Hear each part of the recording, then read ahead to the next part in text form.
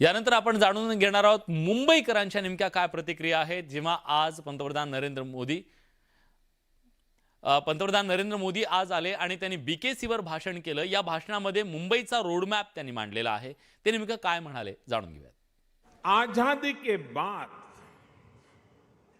पहली बार आज भारत बड़े सपने देखने और उन सपनों को पूरा करने का साहस कर रहा है। वरना हमारे यहां तो पिछली सदी का एक लंबा कालखंड सिर्फ और सिर्फ गरीबी की चर्चा करना, दुनिया से मदद मांगना, जैसे तैसे गुजारा करने में ही बीत गया।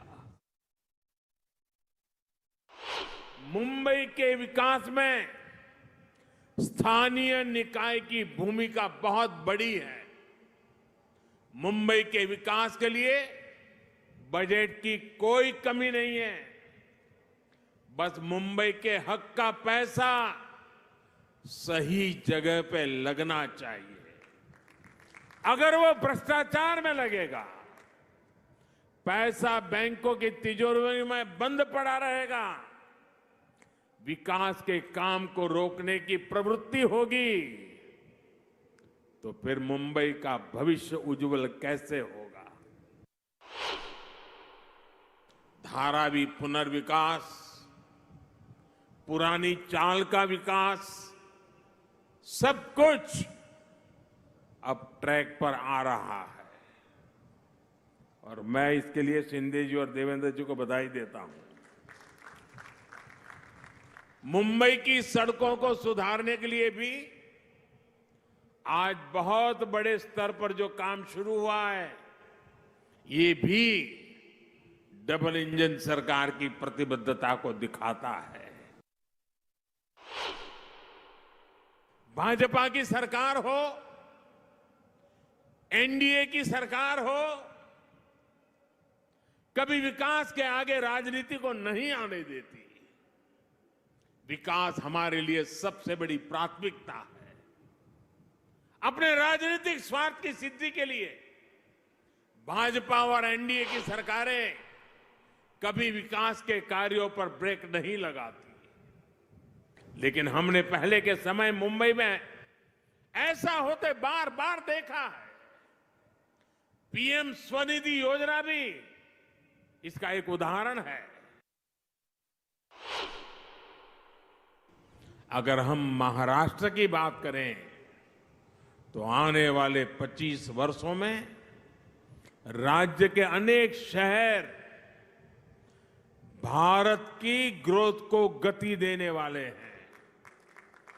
इसलिए मुंबई को भविष्य के लिए भी तैयार करना, ये डबल इंजन सरकार की प्राथमिकता है। हमारी ये प्रतिबद्धता मुंबई में मेट्रो नेटवर्क के विस्तार में भी दिखती है। 2014 तक मुंबई में सिर्फ 10-11 किलोमीटर तक मेट्रो चलती थी। जैसे ही आपने डबल इंजन सरकार बनाई, वैसे ही इसका तेजी से विस्तार हुआ है। कुछ समय के लिए काम धीमा जरूर हुआ, लेकिन शिंदे जी और देवेंद्र जी की जोड़ी के आते ही अब फिर तेजी से काम होने लगा है।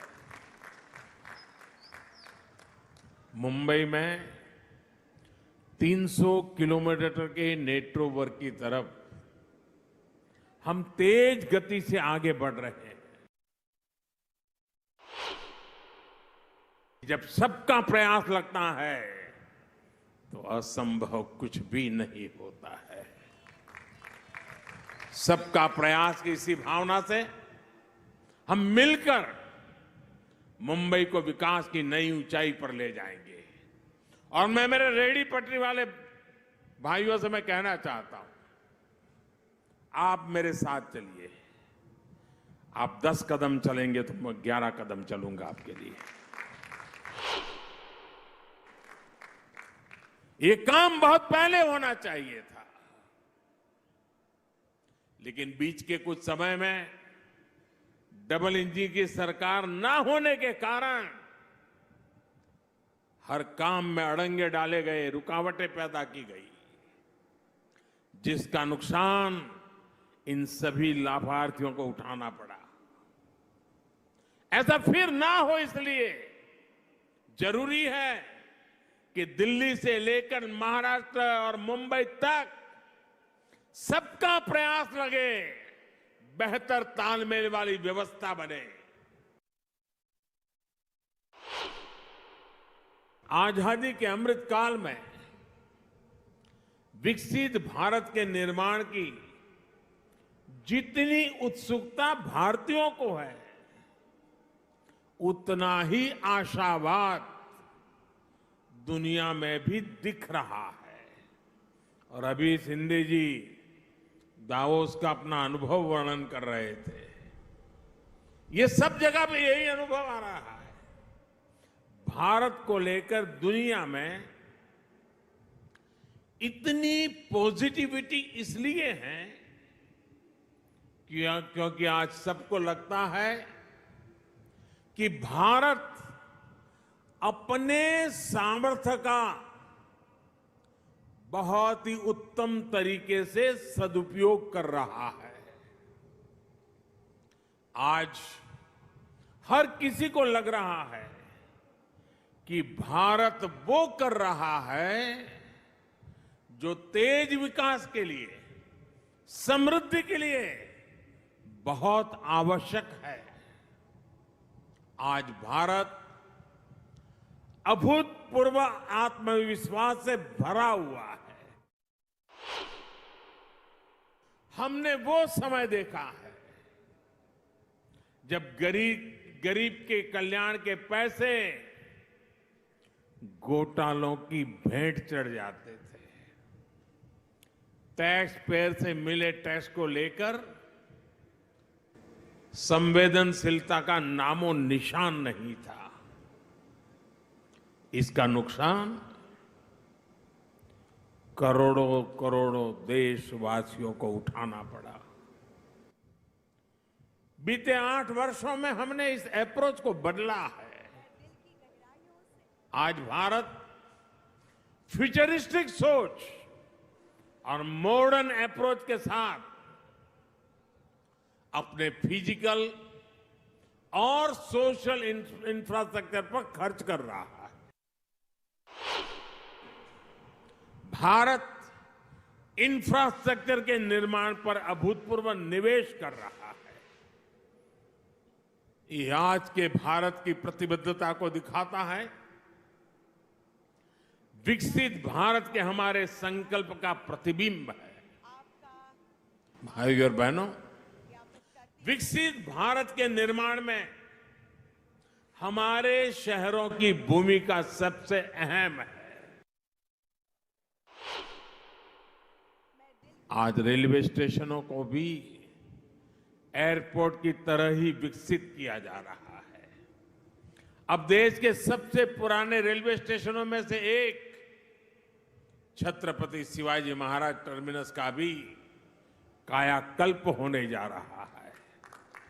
हमारी ये धरोहर अब 21वीं सदी के भारत की शान के रूप में भी विकसित होने जा रहा है। यहां लोकल और लंबी दूरी की ट्रेनों के लिए अलग अलग सुविधाएं बनेगी। गरीब मजदूर से लेकर कर्मचारी, दुकानदार और बड़े बड़े बिजनेस संभालने वाले, सबके लिए यहां रहना सुविधाजनक होगा। यहां तक कि आसपास के जिलों से भी मुंबई आना जाना भी सुलभ होने वाला है। कोस्टल रोड हो, इंदू मिल स्मारक हो, नवी मुंबई का एयरपोर्ट हो, ट्रांस हार्बर लिंक हो, ऐसे अनेक प्रोजेक्ट्स मुंबई को नई ताकत दे रहे हैं। प्रदूषण से लेकर स्वच्छता तक शहरों की हर समस्या का समाधान ढूंढा जा रहा है। इसलिए हम इलेक्ट्रिक मोबिलिटी पर इतना बल दे रहे हैं, इसके लिए इंफ्रास्ट्रक्चर तैयार कर रहे हैं। बायोफ्यूल आधारित ट्रांसपोर्ट सिस्टम हम तेजी से लाना चाहते हैं। हाइड्रोजन फ्यूल से जुड़े ट्रांसपोर्ट सिस्टम के लिए भी देश में मिशन मोड पर काम चल रहा है। यही नहीं, हमारे शहरों में कूड़े की, वेस्ट की जो समस्या है, उसे भी हम नई टेक्नोलॉजी से दूर करने के लिए एक के बाद एक कदम उठा रहे हैं। इतने कम समय में देश भर में स्वनिधि योजना के लाभार्थियों ने करीब 50,000 करोड़ रुपए का डिजिटल ट्रांजैक्शन किया है। जिनको हम अनपढ़ मानते हैं, जिनको हम लोग किसी भी भाषा में अपमानित करते रहते हैं, उन मेरे छोटे छोटे साथियों ने जो आज मेरे सामने बैठे हैं, ये रेहड़ी पटरी वालों ने ऑनलाइन मोबाइल से 50,000 करोड़ रुपए का काम किया है। हमारे रेहड़ी पटरी वाले भाई बहन साहूकार के पास पैसे ब्याज लेने के लिए जाते थे। दिन भर व्यापार करने के लिए उसको 1,000 रुपए की जरूरत है, वो देने से पहले ही 100 काट लेता था, 900 देता था। और शाम को जाकर के अगर 1,000 वापिस नहीं लौटाए तो उसको दूसरे दिन पैसे नहीं मिलते थे। और कभी अगर अपना माल नहीं बिका, 1,000 रुपया नहीं दे पाया, तो ब्याज बढ़ जाता था। रात को बच्चे भूखे सोते थे। इन सब मुसीबतों से आपको बचाने के लिए स्वनिधि योजना है। यासोबत बुलेटिनमध्ये आपण इथेच थांबतोय। ताज्या घडामोडींसाठी बघत रहा न्यूज 18 लोकमत।